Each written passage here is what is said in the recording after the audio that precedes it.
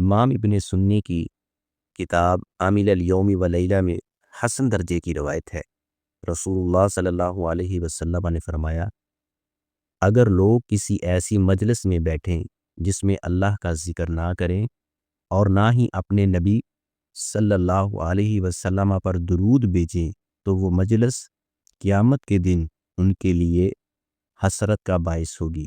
پھر اگر اللہ چاہے گا تو انہیں سزا دے گا اور اگر چاہے گا تو معاف کر دے گا۔ اس حدیث کا مفہوم یہ ہے، جو وقت مسلمان ایک دوسرے کے ساتھ گزارتے ہیں، گفتگو کرتے ہیں، مشورہ کرتے ہیں، سفر کرتے ہیں، کھانا کھاتے ہیں، یہ سب نعمتیں ہیں۔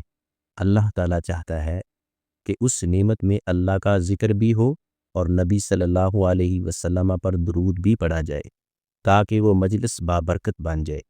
جس مجلس میں اللہ کا ذکر نہ ہو، رسول کریم صلی اللہ علیہ وسلم پر درود نہ پڑھا جائے تو وہ مجلس روحانیت سے اور برکت سے خالی ہوتی ہے۔ صحابہ کرام رضی اللہ عنہم اجمعین اور سلف صالحین کی یہ عادت تھی کہ مجلس کے اختتام پر لازماً کچھ ذکر کرتے تاکہ مجلس بے مقصد نہ رہے۔ ایسی مجلس قیامت کے دن بندے کے لیے افسوس کا باعث ہوگی کہ کاش میں دنیا میں اللہ کا ذکر کر لیتا، کاش میں درود پڑھ لیتا۔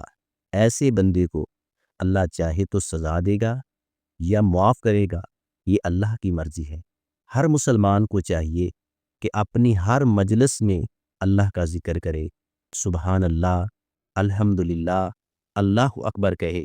بے شک وہ اس کو اپنے دل میں، منہ کے اندر ہی پڑھے، نبی صلی اللہ علیہ وسلم پر درود پڑھے اور مجلس کے آخر میں کفارہ مجلس کی دعا پڑھے۔